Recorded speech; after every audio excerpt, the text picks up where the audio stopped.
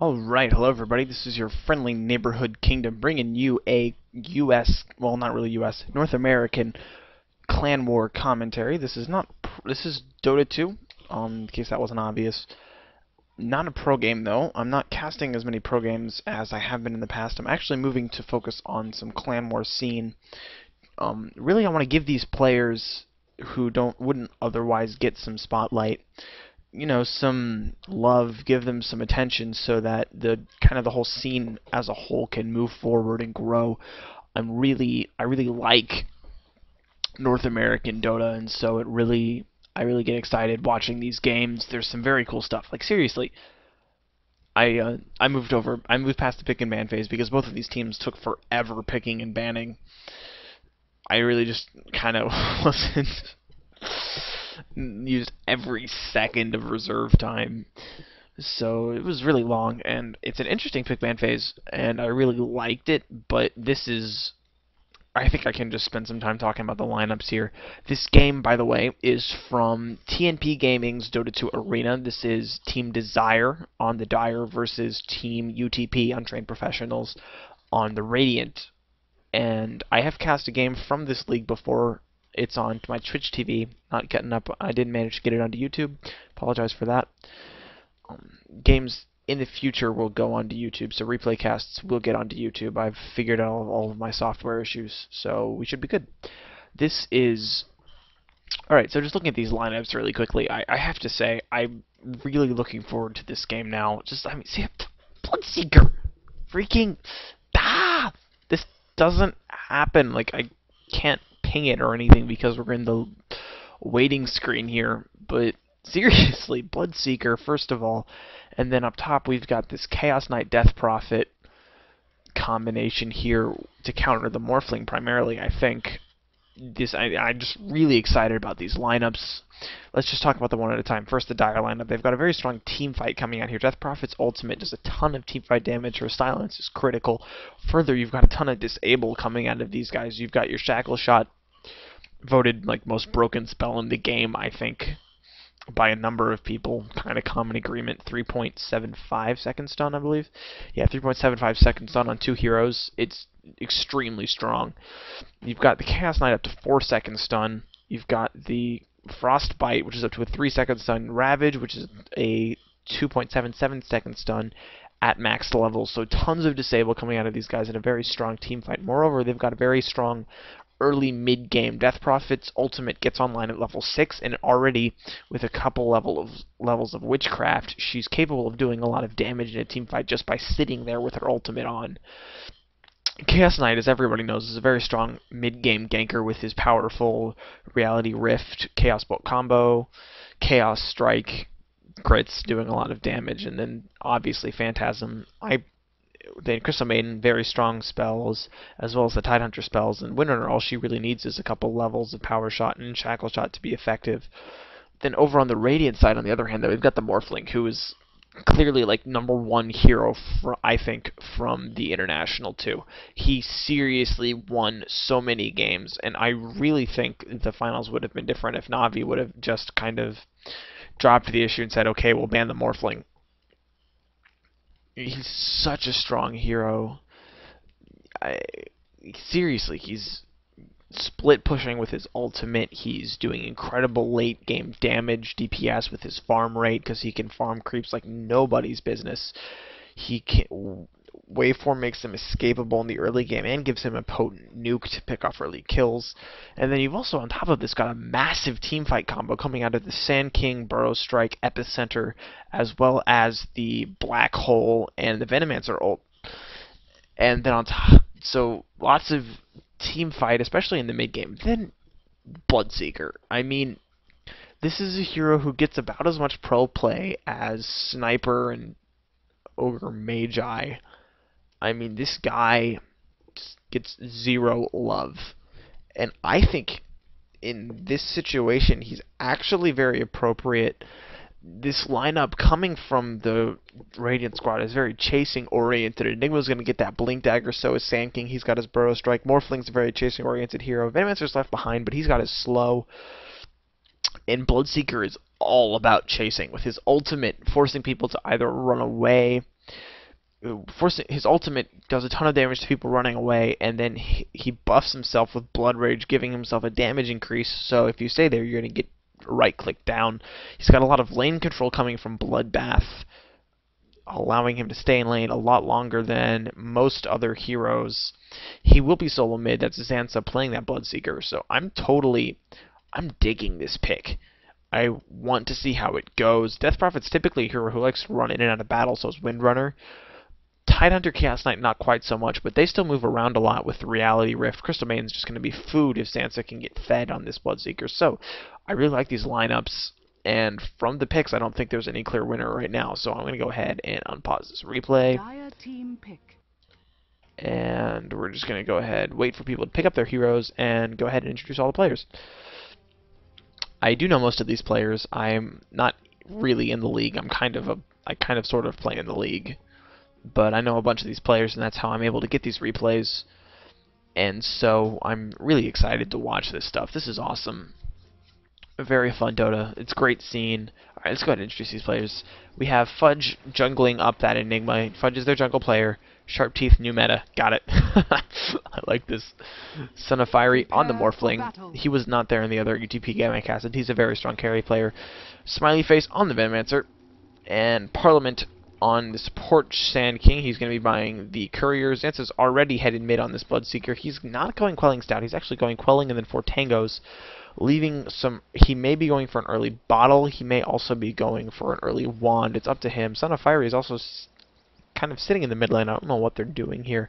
Meantime, on the Dire side, they're all headed towards the bottom lane, probably looking to set off a ward, go onto an offensive tri-lane, which they can definitely do with Tidehunter, Crystal Maiden, and Chaos Knight. Chaos Knight being played by Corey. Very strong player right there. He's going to be getting Chaos Knight first. He's going to be farming it up. Looks like he's going to be going for a drum. Total Annihilation on the Tidehunter, playing support. Dropping down the Observer ward here, probably looking to block off some camps and limit the Radiant tri-lane, which we're going to see here, which I'll talk about a little bit. Oh, engagement. Hold on. There's 2 seconds on that on Parliament. This is bad. He's definitely going to fall here. Crystal Maiden kill steals the first blood there. Carry Crystal Maiden, man. And now they'll definitely get the ward off. This is not good, you know. These 2 camps right here have been warded off, but they have not warded off the pull camp. I don't know about this choice. Tri-lane versus tri-lane. You really should ward off the pull camp to prevent your enemy from getting the experience that comes from that pull camp. Ryan's going to be headed back up top. He's on the Windrunner. Circabraxis is on the Crystal Maiden, who was kill stealing a minute ago. Total Annihilation. No, they are going to actually put 2 wards here. I think this is kind of a waste. I think they could have done it a little better. Total Annihilation, obviously, on the Tidehunter. Already talked about Sand King. And on the middle, we are going to see Zabraxis. Lilaps on the... I don't know where that name even came from. We're going to see Lilaps on the Death Prophet, going solo mid, picking up a bunch of GG branches. And Zanza, I think, ought to be able to sit in this lane. He's going to have a little bit of difficulty because Lilaps definitely blocked better. However, Zanza can get some last hits. He'll definitely be able to survive Death Prophet harass. I've actually played this lane a number of times, and it is very possible on both sides to get this lane to work. Death Prophet is probably the only hero in the game who's got the nuking potential. Oh, holy crud. Hold on. I'm sorry. I'm missing kills in the bottom lane. Morphling is going to get a kill. In fact, Morphling's going to get a double kill. No, it doesn't quite get a double. But there's 2 kills going on the bottom lane against Dire, and I actually think Tide might fall here also. He's going to tangle up, might get away, but no, Venomancer's going to get the kill. In fact, Smiley Face on the Venomancer has a double kill now. Morphling there for experience on both of those kills, and so this Radiant tri-lane has definitely come back from their slight lapse there at the beginning, dropping first blood by going a 3-for-1 trade. It would have been a little better if Morphling had been the one who got the kills there, but no. He's actually might be in trouble now. No, he's actually going to back off just fine. Tango up. Nova's not going to be enough. He actually is now level 3, so he's out-leveling these other guys. He's heavily morphed into agility, allowing him to get some last hits. Unfortunately, he's also pushing the lane out. Go ahead and talk a little bit about the top lane. Fudge will not be in the jungle. He's actually going to be on the long lane here as the Enigma. And he ought to be able to have a little bit of lane control over the Windrunner. Windrunner obviously won't be in any danger of dying, as he has the win run to get away from Eidolon damage, and Eidolons are the only real source of Enigma's early game DPS. However, because of those Eidolons being spawned, Windrunner is going to lose out the experience game in the end. So you can see Enigma's level 3 a little bit ahead of the Windrunner.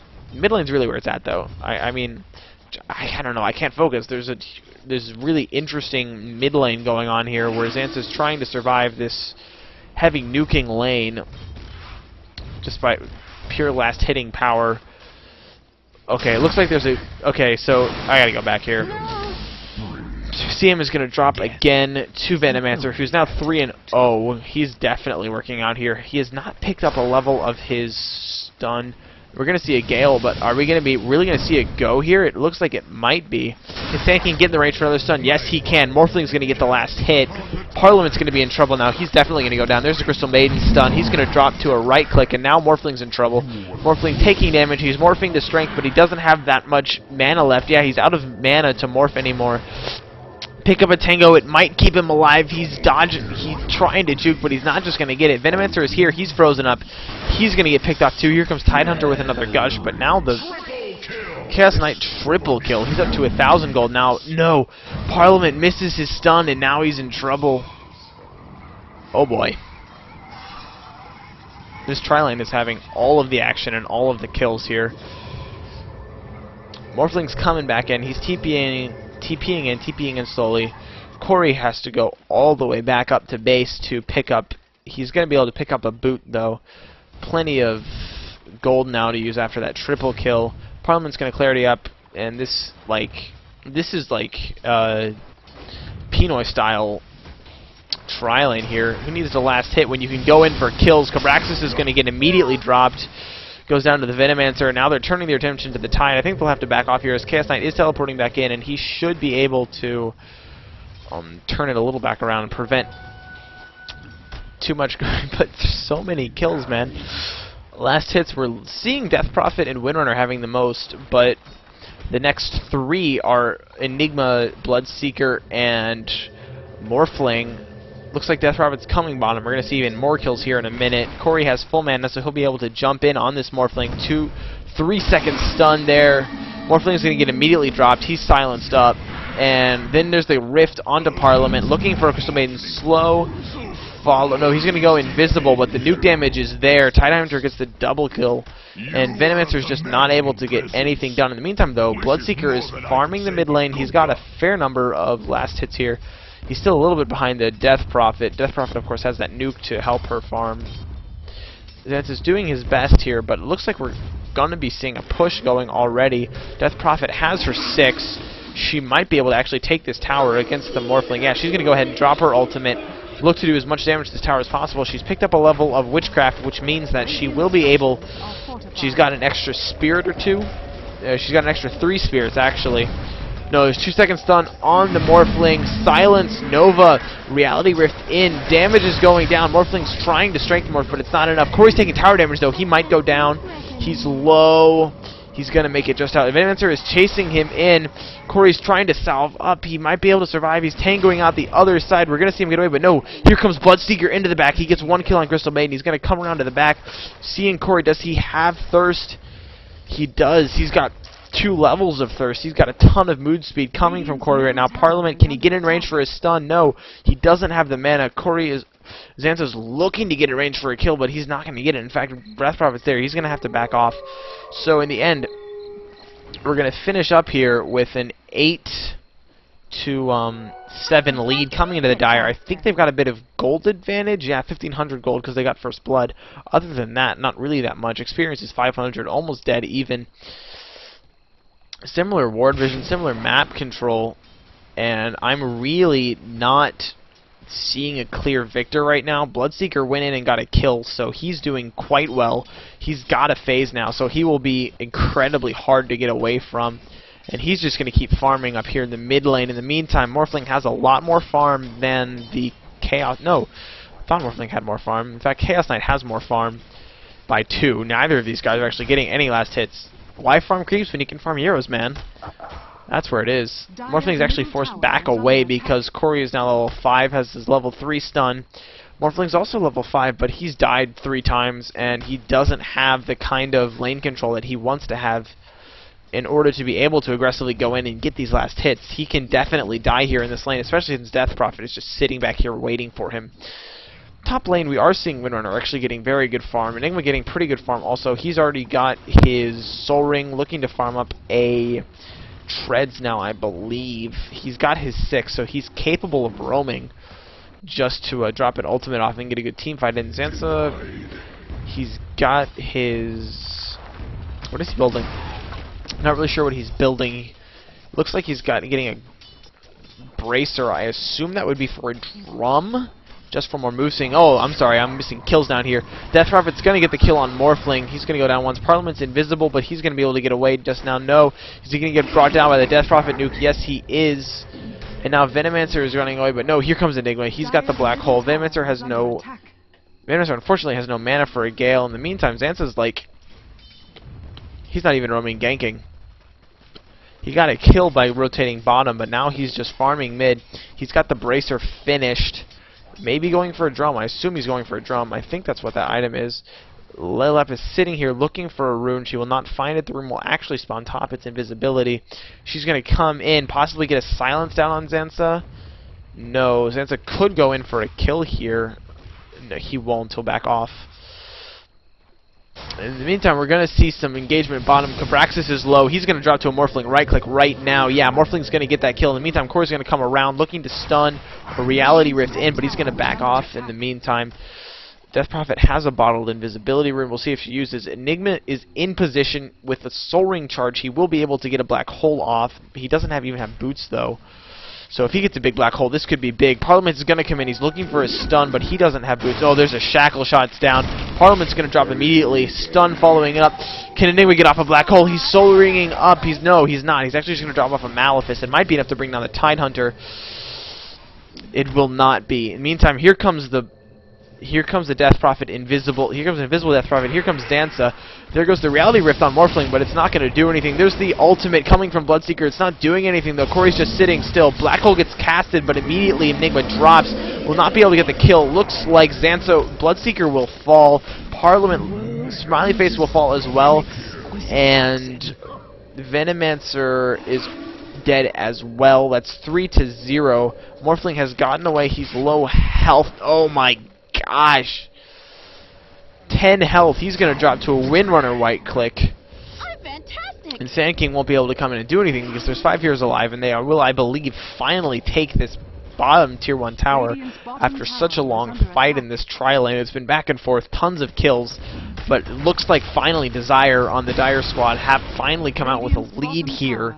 Corey is sitting with a tread and 1,000 gold in the bank. Look to see what he goes for. Ryan, yeah, he's going for a drum. Ryan has phase. Looks like she's going for an early mech. Crystal Maiden has boots up, probably an upgrade. Nope, no upgrade to the boots, just a ward. Lilaps has a mana boots up. This is an important item on your Death Prophet, by the way. She needs desperately that mana because she's got such spammable spells that take a lot of mana. And Tidehunter looks like has got mana boots. No, he's about 400 gold away. He'll finish that up pretty soon. Got some TP scrolls so he can TP and defend. Meanwhile, Morphling is rotated back up top to see if he can get some farm up. He has had absolutely no farm this game. He's got 1 creep kill a minute right now in 10 minutes, and that is absolutely not what you want your Morphling player to be doing. However, whoa, Anyway gets a kill on Crystal Maiden, who was trying to ward here in the mid lane. And Bloodseeker was there for that, so he'll get the experience, if not the gold. It looks like he will be going for that drum. He's got, I can't imagine why else he would buy a Robe of the Magi. Doesn't typically get the silence because he already has an OP silence. In the meantime, it looks like Morphling's about to get ganked. We've got Corey here, Ryan sitting in the background, and Death Prophet over there on the side with the silence. If Morphling comes forward at all, he is dead. Will he come into reality? If he comes into reality Rift range, he will definitely die. In the meantime, no, Morphling's just going to back off. Very intelligent of him. I don't think there was a ward spotting it out, but he's got good map awareness there. Double Damage Room will get popped by Death Prophet. It looks like they're just going to go ahead and try to push out this top tower. Is the Death Prophet ultimate up? Yes, it is. Tons of tower damage coming out of this. Glyph is up if they want to try to defend it, but I don't know if they can. Even if they pop the Glyph, the Death Prophet ultimate will still be up at the end of the Glyph's duration. And yeah, that tower will go down. And there's really no trade going on here at the moment. Parliament is farming the Sand King at the bottom lane. He's getting a Bracer. Other than that, and a Sobi Mask. Other than that, he doesn't really have anything. Oh man, Enigma, you're in trouble. You're in the wrong place at the wrong time. Reality Rift, no, just canceled during the animation. Bloodseeker's rotating back. He might be able to do something to a Windrunner. Here goes a 2-second stun. He will pop his ultimate on the Chaos Knight. I don't think that's the right choice. He's tanky and capable of just taking that damage. Parliament's going to go... Smiley Face on the Venomancer is just going to go in, but he's going to feed. Yep, you're dead. And I don't know why he chose to go in there at that point in time. I don't think that was the best use of Zanza's ultimate. I really think that he would have been better off just doing the... ulting the Windrunner. Windrunner, of course, has to move around to be effective in battle. And can't do so if Rupture is on top of her. But then again, there weren't very many heroes there on the Radiant squad, so they weren't really able to do as much as they could have. Son of Fire is going to attempt to get some farm off on this Morphling. It looks like he's going to be going for a Poor Man's Shield. It's a good item if you're behind. But in the meantime, this push is going mid lane. Death Prophet ultimate will be up in 10 seconds to pick off this thing. In the meantime, there's a gank going on. Corey on the top lane. Zanza might be able to catch up to him. He's definitely... 4-second stun is going to slow him down, and yeah, he's going to have to back off. Thirst, he's got vision of him with Thirst, but he's kind of by himself. Enigma's trying to slow down this push, tries to get off the deny, but will not be able to. And, I mean, again, I really have to question what UTP is doing here. They are not really getting any significant trade and losing a ton of towers in the process of doing so. Morphling now has treads finished, I believe. Yeah, he's got his finished treads and a TP scroll. He'll be going back out. But I mean, 13-minute treads is not what you want on your Morphling. He's picked up a lot. He's gotten 20 creep kills in 3 minutes, whereas at 10 minutes he had 10. So his farm rate has improved, but he's going to have to pick up a lot more. Right now, this Radiant team is much more likely to be carried by the Pub Seeker if he can go ahead and get up some items. He's got his drum finished. He has a Bracer, I think, on the Courier. Yes. So that should be coming to him in the near future. And he will... So Phase Drums is pretty good at this stage of the game, and then he'll be able to have so much move speed that no one can get away from him. He might see Total Annihilation here in the mid lane, but he's not going to make it go. Corey is here. Very strong. He's Chaos Knight with a drum treads. You just kind of don't mess with that. They will be protecting this regen rune for the Death Prophet. No, actually, Corey's just going to take it. It looks like they're going to go try and Rosh. With the Death Prophet ult, you can definitely get that Rosh off, and I don't know if this ward spotted them going in. It may have. Looks like the Radiant squad are going towards the Rosh pit, but I think this Rosh will go down soon enough. He has been gushed. I believe devotion. Don't even know what that is. He has been gushed, which reduces his armor, as well as tons of right-click damage and spirit damage. I don't think the Radiant team will be able to get here in time, even though they are congregating around the pit and they do have a black hole. I don't think it will be enough. Yeah, there, Chaos Knight picks up the Aegis, and now with this they're going to be able to push very aggressively, pick off some towers. And this Pubseeker hasn't really been able to do that much of anything. He's farmed a lot and has some good items, but he's not anywhere near the position of being able to do the kind of damage and work a Pubseeker wants to do, mostly because this Dire squad is grouping up. Bloodseeker is very good at picking off lone heroes, except for Chaos Knights who get lucky-ass 4-second stuns.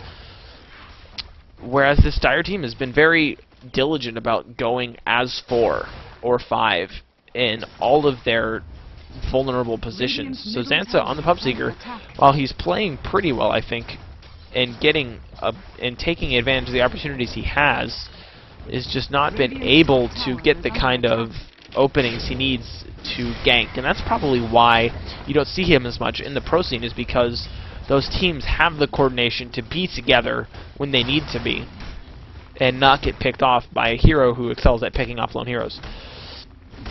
So we may see an engagement here. Parliament is with a drum charge as well as the buckler armor bonus might be able to go in. Morphling has a replicate up, moving forward, posing as the pub seeker, looking to see if he can draw some spells. Yeah, he will draw some spells, probably looking to bait out the Ravage, but it's not going to happen. We'll drop a bunch of spells, and now would be the time. You baited out the spells, go in, but no, we're not going to go in. We're actually just going to lose the tower and not get much of anything in response. I think Morphling, if those guys were just going to sit there, Morphling should have left the replicate back and been split pushing off somewhere else, but instead they're just going to lose the tower. And really, they didn't get anything in. They got nothing in return. You can't do this. This is not how Dota works. You can't. When the enemy team takes something, you have to take something else. So we are going to see a gank attempt, but huge shackle shuts it down. There's the Ravage. And Sand King will fall down. Morphling's in a bad spot. He can wait for him to the low ground. There's a black hole, but there's no follow-up. Here comes the Morphling to right-click, and here comes Zanza to right-click as well. If he can get a kill off on the Crystal Maiden, he might be able to make something happen here. But he's kind of being kited right now. Where is the Pub Seeker? Did he die? No, he's running away. Hasn't been able to do anything. All of the Dire Heroes survived this gank. A couple of them with very low health. And Zanza's actually going to be picked off by a 3-second stun and a power shot. So that's a team wipe, guys. That's a team wipe. We're going to see Crystal Maiden TP out. She had like 10 health. If Bloodseeker had been able to get in there for one right click, he would have not only survived, but probably been able to go through part of the Radiant Dire lineup. Dire has too many stuns. Like, the way Bloodseeker works is he picks off one kill, and then he goes off and picks off a couple more. But he hasn't been able to do that because there's too many stuns. He just gets locked down whenever he tries, to the point where I can't even follow him. This has left a humongous gold advantage, a humongous XP advantage, and also I'll bet a humongous item advantage. Yeah, no new items up on the Chaos Knight, but I'll bet you he's got 2,300 gold. He'll get something new very soon. Ryan has finished his mechanism on the Windrunner and is looking to finish off a Sheepstick. Tidehunter has his mana boots. Excuse me. Crystal Maiden has Tranquil and is stacking bracers, and the Death Prophet has some Bloodstone up already with 10 charges, so sitting very well. In the meantime, though, we see no items like this on the Radiant squad. No Arcane Boots up on the Sand King. Zanza has not been able to finish any item beyond his drums, and Morphling has 0, zilch, nothing. 18 minutes into the game, your Morphling cannot have Tread's Wraithband. That is not going to cut it. He's not going to do anywhere near the kind of damage he needs to as a Morphling, and he's only level 9. I mean, yeah, Zanza has a lot more less hits than most of the Dire squad, but he's not been able to do anything, really. And because of this, the whole team has been forced to kind of group up and not split up experience. Zanza's just been farming on the Pub Seeker. He hasn't been... I can't even call it Bloodseeker, it's Pub Seeker, man. Has not been able to split off and get the kills because the kills just aren't there. Morphling's farming now. He's getting some last hits. He's up to 50 at the 20-minute mark, so not as bad as it was looking at 10 minutes, but still definitely not the kind of farm you want on your hard carry. Exorcism's getting dropped. This tower will definitely fall. The glyph will not be able to save it, and your Morphling's getting farm on the top lane, so it's not like zero trade like it was before. He's going to miss a creep kill. But the tower goes down, and there's no towers in danger of being brought down on the Dire side. We are getting farm on the Bloodseeker. Up to 1,300 gold. He may be going for a BKB, I imagine. Oh, I hear a stun. It's just on the creeps. Parliament just looking to clear out some creeps there with his stun. He has... Is he going for Mechanism? Or is he Enigma going for Mechanism? I don't know. Maybe this Sand King is building a mech. No, he's actually got a Soul Ring. Just to get him that bare mana he needs. Enigma has the Mechanism. Just to get him the bare mana that he needs to be able to cast his ultimate in the middle of a team fight. Because at level 8 with no Arcane Boots, you actually don't have the mana to cast your full combo. And you definitely don't have the mana for a second stun. With that second Sand King stun is just so absolutely critical. Morphling looking to pick up some farm here. He's up to 1,400 gold. He might get near an item by the 23-minute mark, and so I guess his farm hasn't been as bad as I was labeling it at the beginning of the game. But I mean, look at the farm on the enemy team. Look at the last hits here. We've got 100 on the Death Prophet and 77 on the Windrunner. Granted, Chaos Knight has not actually got that much farm and is not doing as well as the Morphling, but he's got 3,000 gold in the bank, mostly from 6 kills.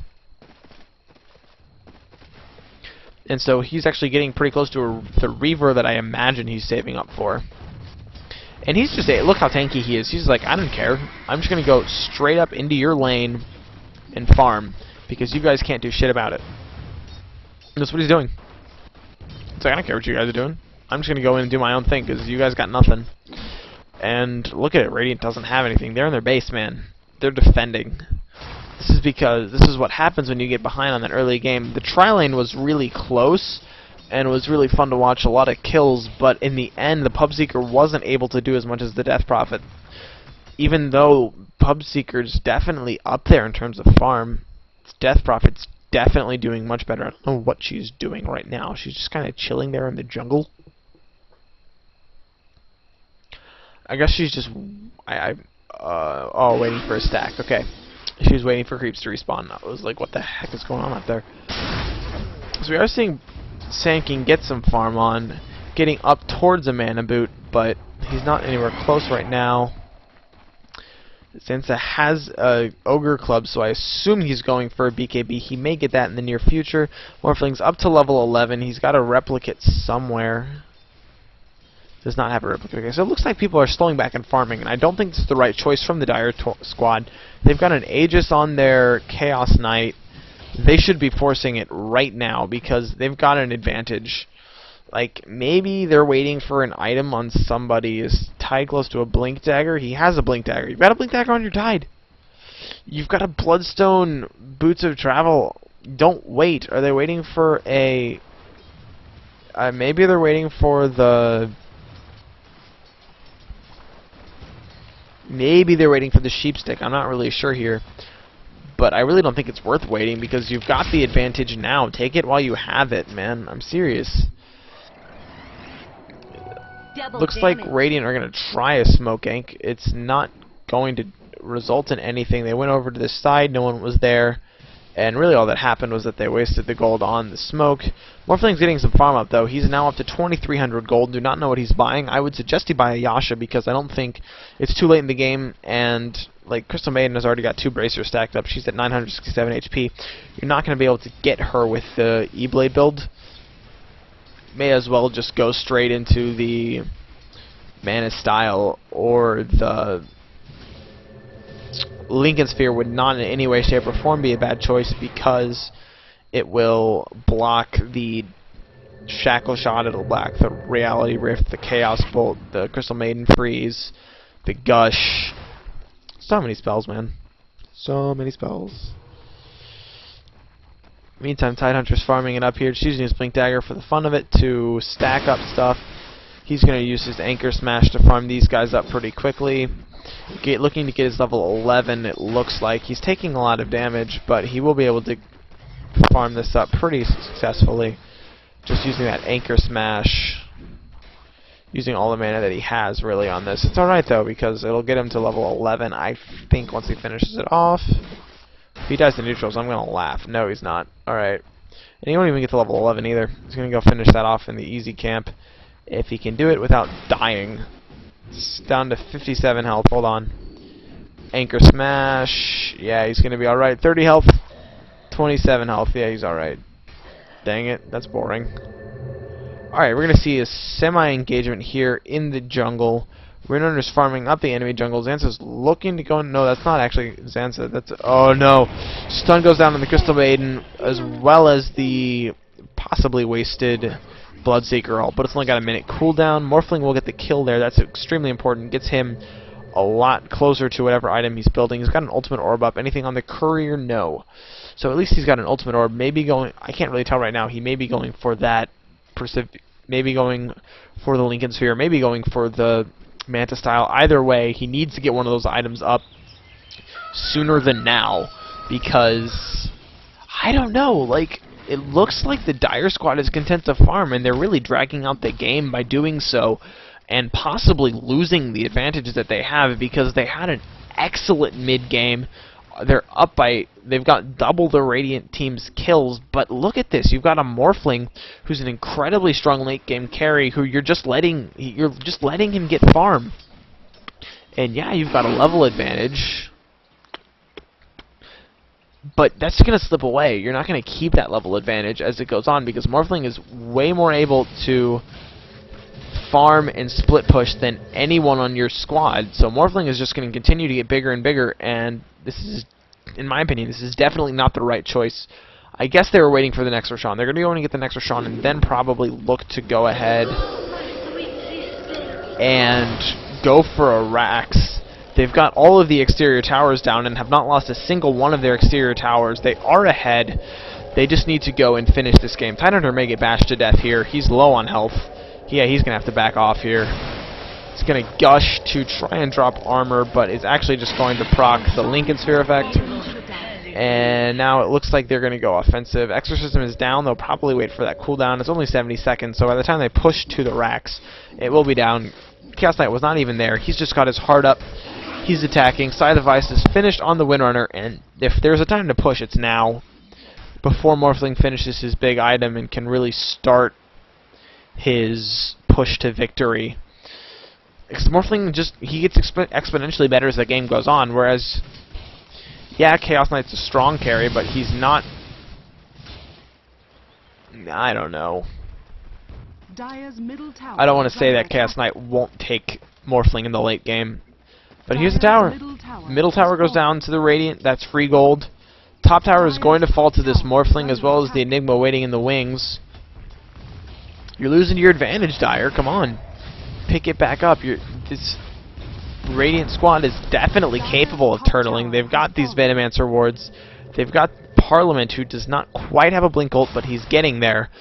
And the whole team is teleported back. The only thing that doesn't lend itself to the kind of turtling style is Parliament, is Dance's Bloodseeker, who by the way has picked up a BKB. That's a pretty significant purchase. That will definitely allow him to go into these team fights and do the kind of damage that you need him to do. But here comes the push. Here comes the Exorcism Spirit, dealing damage to that tower. Corey is looking to get a range of a Reality Rift, but I think intelligently the Dire squad are going to sit back. There's a two-man shackle shot. Enigma will get Reality Rifted in. Silence, 2 second stun, but I don't think it'll be enough to bring it down. There's a Ravage catching everyone. Looks like Smiley Face will go down on the Venomancer. Venomancer is definitely dead. Parliament is in there dealing damage. He gets his ultimate off before he dies, but it's a lot of damage, but I don't think it's enough. Bloodseeker will get a kill on the Tidehunter. He's looking to get a kill on the Crystal Maiden. He's popped his BKB. 2 kills onto the Bloodseeker. He's going to get Chaos Knight as well. Morphling actually is going to get that last hit there. They have popped the Aegis on the Death Prophet, and she is dead, but she picks off the Morphling. Enigma's going forward. He has not used his Black Hole. He looks like he's building a Sange, or am I crazy? Just looking to get a range for that Windrunner to get the kill off. This is definitely a victory for the Radiant team, and they're on their way back into this game. Xanth's BKB was absolutely critical in that team fight. He was just able to do so much damage in the background, and he got a double kill there, so he's now 4-2-3. The Rax did not fall. Maybe a third of that tower's health got taken. Death Prophet lost the Aegis. Heart of Tarrasque drums, power treads. Chaos Knight at 25 minutes died. Morphling also went down, so this is important. Morphling is not as ahead as he was, but he's got a finished Manta style now. Granted, 30-minute Manta is not what you're looking for, but it at least is a Manta style. It's something. But now, as we're looking at this, it looks like Windrunner is going to be going for some crits. She's getting some big late-game DPS, and this Death Prophet is completely out of control. She's about 800 gold away from getting her Heart of Tarrasque. BOT Bloodstone Heart. Actually, she has the heart. It's coming to her on the Courier. So 2 hearts are up on the Dire squad, so they're still definitely ahead at this point. If we look in terms of gold, they're still up about 15,000, and experience, they're still up about 10,000. So they are still ahead. However, I do not think that they're in the commanding position that they were before, just because of that lost team fight. Yeah, they're still pretty ahead. ahead isn't losing a team fight 4-1. 4-2, I think, maybe. And it definitely isn't giving Bloodseeker 2 kills. Now he's got another 2,000 gold in his bank. 1,800, I guess. He's farming up pretty well. He's doing a lot of right-click damage. Look for him to get another big item in the near future. Possibly a butterfly to avoid Chaos Knight damage. Possibly a Yasha Manta style. I don't really know what it is that he's going to be going for here. He's actually going to see Death Prophet and then right back up. That's the whole enemy team that you're looking at there. Not the time to jump in. Parliament has a Blink Dagger, so Blink Dagger is finished on Sand King. This is big. In terms of turtling, that Blink Dagger on Sand King is so absolutely critical. And here we go. Here comes the second Rax attempt from the Dire Squad. Here comes the Exorcism Spirits. Corey's going right in. He's looking, he goes ahead, pops the Phantasm, and he's looking to get a Reality Rift on the Venomancer. No, Venomancer's just going to walk forward. Ult, nobody. Parliament's going to jump in and drop down his ult, but he gets hexed up. He may be dying soon. Death Prophet will finish off the tower. Corey will be going down. Ravage might keep him alive for just a second, but no, he will die to the Bloodseeker, who's now dominating. Sand King will fall, and Xanta's just going to get picked off by the Spirits. Too much spirit damage, and also too much damage coming from this Windrunner, who does have a Crystallis. Morphling is silenced up. He will not be able to waveform out. He will fall. There's 3 kills. Chaos Knight buys back, and now I think this Rax is gone. Bloodseeker buys back also. He may be able to jump in. His BKB is on cooldown, so he won't be able to be as free as he was in the beginning, but keep in mind that the Black Hole was not dropped in that team fight. I guess that we had the Black King Bar recipe. We're 1,200 short of it. The Rax does go down. If he can get a Black Hole off now, this could be a couple kills, even with Morphling not alive. But no, the Rax is just going to fall, and now I believe that...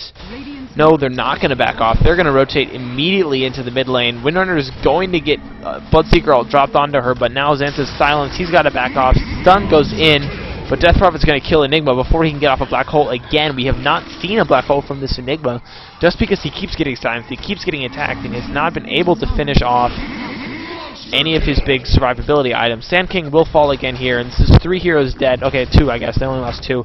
Morphling's back alive now. Coming forward, has a Replicate, sending the Replicate forward, possibly looking to draw stuns and spells. Yeah, he's going to get tons of spells dropped on him, but the silence goes in. Morphling is rifted in. He's taking tons of damage. Exorcism is popped again. It is now off cooldown.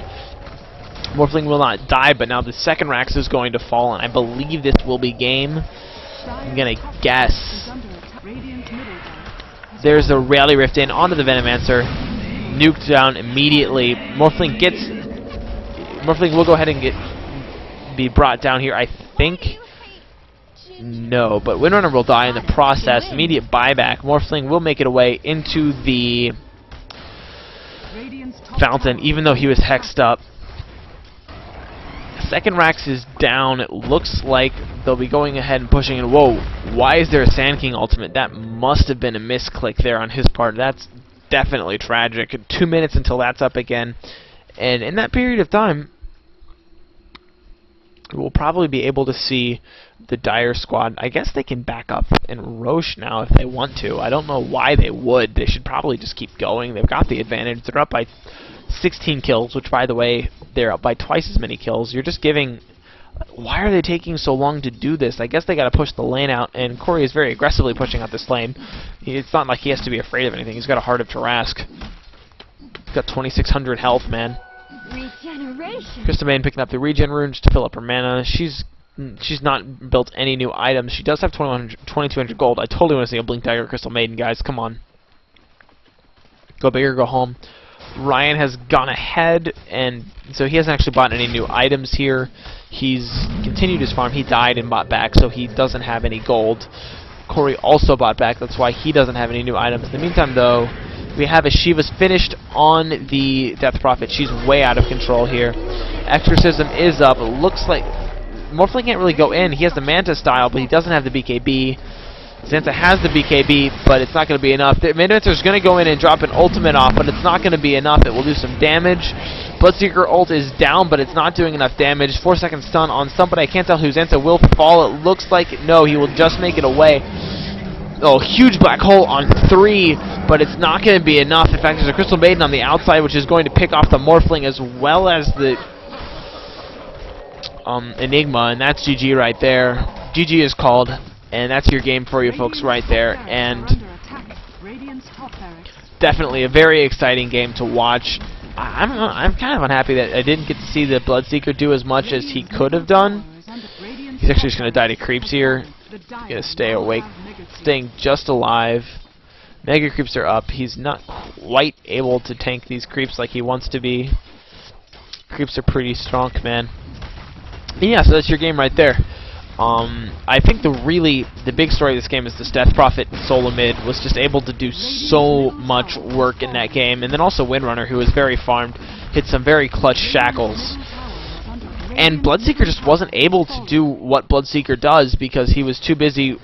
I mean, he was farming, first of all, because he had to finish up a BKB, so he wasn't able to get kills early, and then on top of that, he wasn't able to do any real picking off because the Dire Squad were just together too much. Bloodseeker is really great at killing solo heroes, but when the whole enemy team is together, he doesn't do anything. So, while I do like the hero and I do like the audacious pick here from UTP, I regret to say that it didn't really work. So, alright guys, thanks for watching. This has been a CW cast coming to you from Good Game Studios and Kingdom. Thanks for watching, guys. Subscribe, follow, check out TNP Gaming's website for more info on the Dota 2 arena, and keep up the Dota, guys. Kingdom is out.